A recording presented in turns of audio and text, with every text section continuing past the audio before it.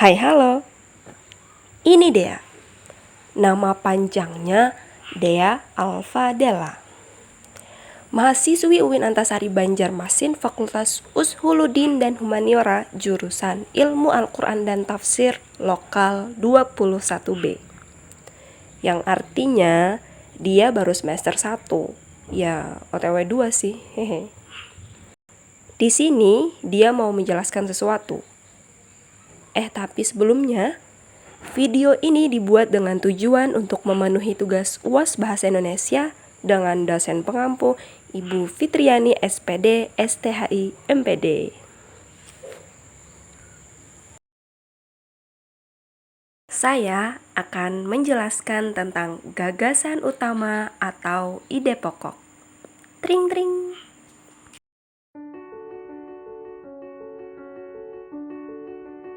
Gagasan utama adalah ide dasar atau inti pembahasan yang tertulis dalam sebuah paragraf. Paragraf yang baik hanya mengandung satu gagasan utama. Gagasan utama disebut juga dengan gagasan pokok, pikiran utama, ide pokok, ataupun ide utama. Gagasan utama menjadi dasar pengembangan sebuah paragraf. Dalam sebuah paragraf, gagasan utama bisa ditemukan pada kalimat utama yang menjadi topik pembahasan. Adapun jenis gagasan dibagi menjadi 3, yaitu deduktif, induktif, dan campuran. Oke, kita akan membahas jenis gagasan utama. Yang pertama yaitu gagasan deduktif. Gagasan deduktif ialah sebuah paragraf yang diawali oleh keadaan umum, lalu diikuti keadaan-keadaan khusus. Paragraf yang mengandung gagasan deduktif memiliki kalimat utama yang terletak di awal paragraf. Garis ya di awal paragraf. Kalimat utama pasti mengandung gagasan utama. Kemudian, kalimat selanjutnya diikuti dengan kalimat penjelas.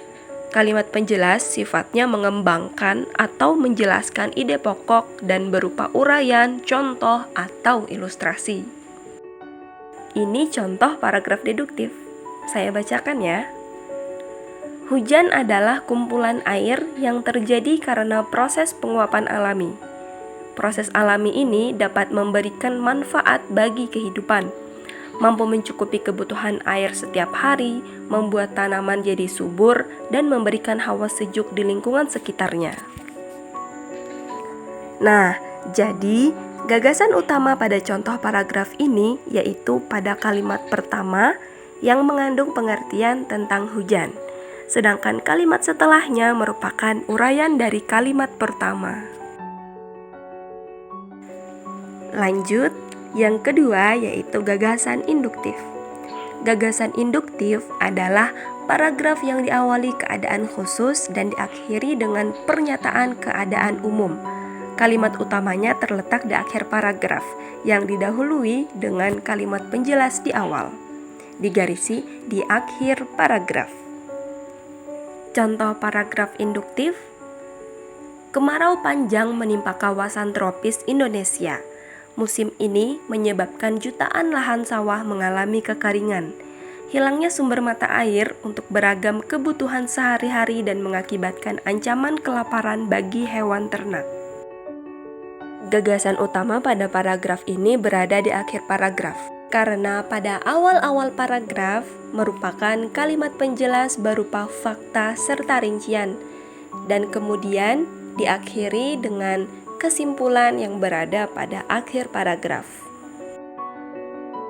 Ketiga, yaitu gagasan campuran. Gagasan campuran merupakan gabungan dari gagasan deduktif dan induktif. Kalimat utama pada paragraf ini terletak di awal dan akhir. Keduanya menyiratkan hal yang sama meskipun menggunakan kata-kata yang berbeda. Sebagai contoh, menanam sayuran kini jadi lebih mudah. Salah satunya adalah memanfaatkan pekarangan rumah secara optimal. Tanam beragam sayuran seperti sawi, tomat, bawang daun, dan seledri. Dengan demikian, menanam sayur tidak hanya dilakukan oleh petani profesional, tapi bisa dilakukan para ibu rumah tangga.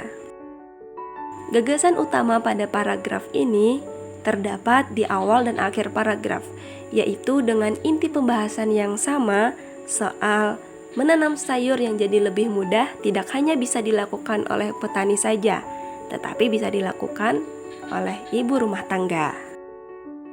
Ciri gagasan utama: terdapat atas satu kalimat utuh, dibentuk tanpa kata sambung, memiliki struktur kalimat yang jelas, tersusun atas topik permasalahan utama yang dapat dijelaskan lebih dalam. Nah, sekarang saya akan menampilkan beberapa paragraf dan kalian dipersilahkan untuk menganalisis jenis gagasan utama yang sesuai, oke? Pertama, kondisi nyata yang sering terjadi adalah maraknya pedagang kaki lima. Pedagang ini tidak mematuhi ketertiban ketika berjualan, seperti memenuhi trotoar yang akhirnya mempersempit lahan untuk pejalan kaki. Kedua, pendidikan yang tepat bagi anak-anak adalah pendidikan berkarakter, supaya anak menjadi pribadi berbudi.